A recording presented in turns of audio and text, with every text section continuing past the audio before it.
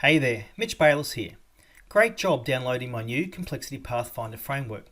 But be sure to watch this short video right now so I can quickly help you to use this tool, to understand complex behaviour, and most importantly, help you and your staff get unstuck and onto a clear path forward towards creating positive behaviour change for the people you support, without the stress and overwhelm that can sometimes be involved with managing concerning behaviour.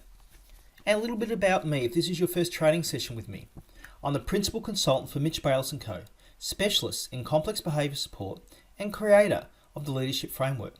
I provide coaching, consultation and training services across a range of sectors including disability, children, youth and family, and education. For almost 20 years, I've helped hundreds of staff teams understand and transform the complex behaviour of the people they provide care to, educate or support.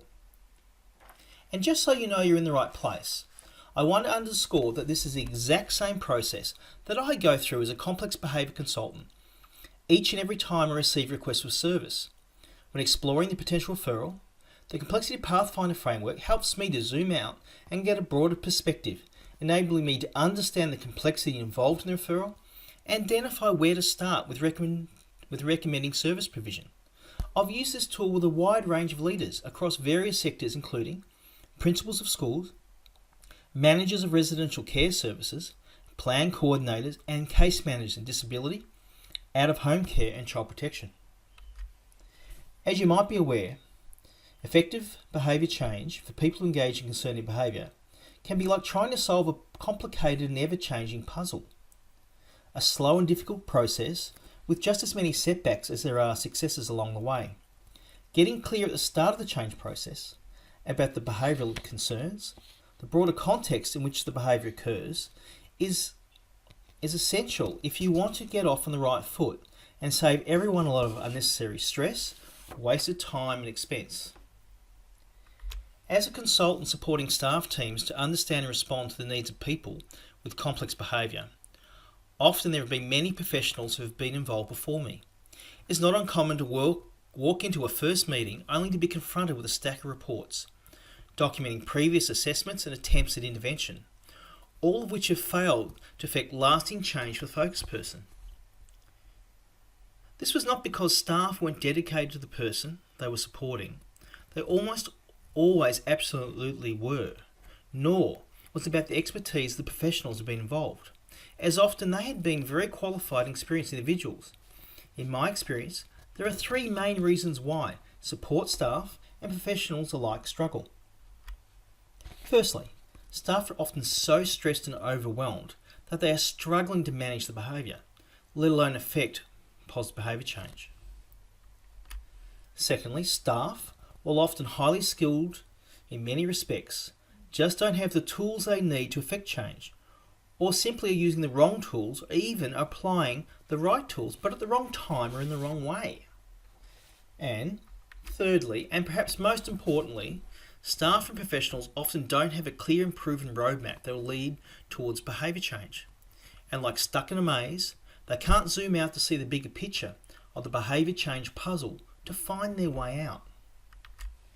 So if you're struggling with these issues and need to get clarity on where you are and how to begin to affect behaviour change, the good news is that we have a framework for doing this, what we call the Complexity Pathfinder, a proven and easy tool to use that enables you to quickly understand the complex issues involved and begin to take steps towards behaviour change without all of the stress, overwhelm and expense usually associated with trying to manage complex behaviour and its fallout.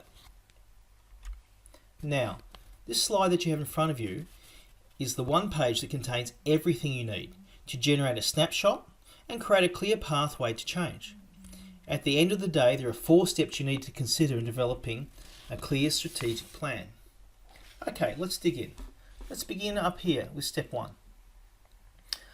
This step requires you to state your main behaviour concern. Now, right now you don't have to describe the behaviour in detail, just the category of behaviour. Just here. For example, the categories you could use might be self-injurious behaviour. It's where the person injures themselves. And this may involve hitting, headbutting, biting or scratching. Alternatively, they could be engaging in aggressive behaviour, such as hitting others, headbutting, shouting, swearing, screaming, scratching others, spitting, biting, punching, kicking. Another category that sometimes is used is inappropriate sexualized behavior, such as public masturbation or groping. Another category often used is behavior directed at property, such as throwing objects, punching walls and breaking windows. As I said, right now it's not important to fully describe the behavior.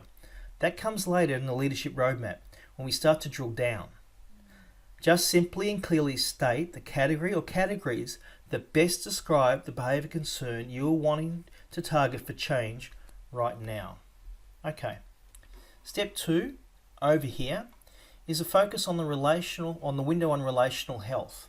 Okay? And here we get to zoom out to get a broader perspective on the complexity in the situation. You will note that it starts over here with personal factors. Then moving clockwise around the window in sequence, it goes to relational factors, organizational factors, and finally, the bottom corner here, communal factors. It's organized this way to emphasize the idea of integrated well-being. That is, where the well-being of one is dependent on the well-being of another. For example, up here, the well-being of the focus person is dependent on the well-being of the key people. Where are we? Of the key people who support them. For if the key people are struggling to maintain their own well-being, due to the focus person's dependence on the key people, so will the well-being of the focus person suffer.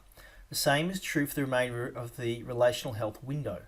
Indeed, at every level, even at the level of communal factors down here, how we as a society care for our vulnerable is indicative of our society's overall well-being.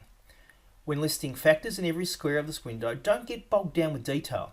Simply brainstorm the main factors at each level that are either key to maintaining the concerning behaviour, or perhaps those factors which are adaptive and may offer an opportunity for positive change. Now we move on to the window on contextual adaptation here. We begin by taking a moment or two to reflect on the factors we've listed in the relational health window. What patterns do you see amongst these factors? What patterns do you think are maintaining or amplifying the behaviour concern? Alternatively, which patterns do you think are offering pathways towards positive change? Now over here in the dynamic interaction box, list those interaction patterns that you think are most important right now in understanding why the person engages in complex behaviour. The final step down here is your strategic plan. You begin by reviewing the patterns you've listed in the dynamic interaction box. And as you do, think about what strategic actions you can take right now that will get the ball rolling towards positive change. Then come down here and list the actions that you're going to take. I like to think of this step as a kerplunk factor. Unlike in the popular game of kerplunk, where the goal is to withdraw a straw without letting any of the balls fall, you want to select the straw that will make the maximum number of balls fall, or in our case, choose your next step based on achieving the greatest amount of positive change for the least amount of effort. As simple and as powerful as this strategy may be, the most important thing is that you need to remember is that the complexity Pathfinder is just one part of a complex behavior change strategy. What you're looking at here is a proven roadmap that we use to give dedicated leaders and their staff the tools they need to begin to transform complex behavior in 90 days or less, without the unnecessary stress, waste of time and expense, as you enhance well-being and support everyone to thrive. Alright, this slide here outlines the 4 stages of the behavior change journey. It assists leaders and professionals just like you to more broadly get clear at which phase your teams are at on the journey towards positive behavior change, and the key steps that you need to take right now to move towards the next stage in using our leadership roadmap. Let me take a moment to explore this slide with you. There's a lot going on on here, but I really think it's important to get a handle on it. Okay, you'll note here across the top we have 4 levels. We've got symptoms, plan status, strategies, and steps. Okay, there's the 4 categories there. In the center here we have a pyramid. What I'm going to do is move from the bottom to the top and explain each of these levels for you. Okay, so we go over here, the symptoms at the bottom level here is that staff are feeling overwhelmed, fearful, and are often reactive in how they support the person. Under plan status, typically there's no plan, or the plan you have is ineffective, and it's affecting minimal positive behaviour change. In terms of the stages of change, you've got a drought. You've got very few positive behaviours, and your team is struggling. In terms of strategies, what you need to do right now is focus on safety and understanding why the behaviour is occurring. The key steps here are ensuring safety, identifying your change pathway, and getting clear on the behaviour function or why the person does what they do. Under symptoms, at the second level here, you're uncertain but hopeful that change is possible. Under plan status, you've got a basic plan in place. The behaviour you're dealing with is unpredictable, but you are getting a trickle of positive behaviour. Your team now, rather than struggling, is surviving. You're coping, but you won't stay this way for long without further change. Your goal at this point is security. So you want to promote relational security for the focused person to feel safe and secure, for the people who are supporting them, and also for the team as a whole to feel secure. You also want to start developing your plan. You do this through fostering teamwork and implementing a basic plan and monitoring the change that you're actually making. At the third level, the symptoms are growing confidence with successful behaviour change. So you and your team are growing with confidence at this point as change occurs. You actually have in place now a growth producing plan with multiple pathways for change. And now there's a flow of positive behaviour and your team feel like they're succeeding. You want to focus now on capabilities and on transforming the concerning behaviour. So the capabilities of both the focused person, their ability to cope, express themselves in an adaptive way, and transforming their concerning behaviours into positive behaviours. You do this by scaling positive behaviour, building on strengths, providing multiple opportunities for the person and your team to grow. At the last and final stage, the symptoms are orientated towards future growth. So you're thinking now about the future, you're future orientated. Your staff team and the person can take pride in what they've achieved.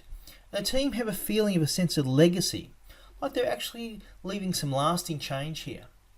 Your plan at this point is focused on continuous positive growth. There are no barriers to everyone reaching their full potential. For your staff to grow and be better at what they do, and for the person to reap the benefits. Strategies at this point are included. How do you focus on inclusion and resilience for your team and the person? And how do you inspire them to continue their growth? The steps you tend to take here are leveraging opportunities in your team. What skills do your team have that can contribute even still further to the growth? And your support approach. How do you support someone to change? What can you leverage out of the support approach that you use? And finally, your partnerships and your broader network. Who can you engage around the person, around your team, to enhance still further the opportunities for growth and for thriving? Okay, now take a moment to reflect where your team is at right now. Are you struggling, surviving, succeeding, or thriving? What's the next step that you need to be taking now to moving up the pyramid of positive change?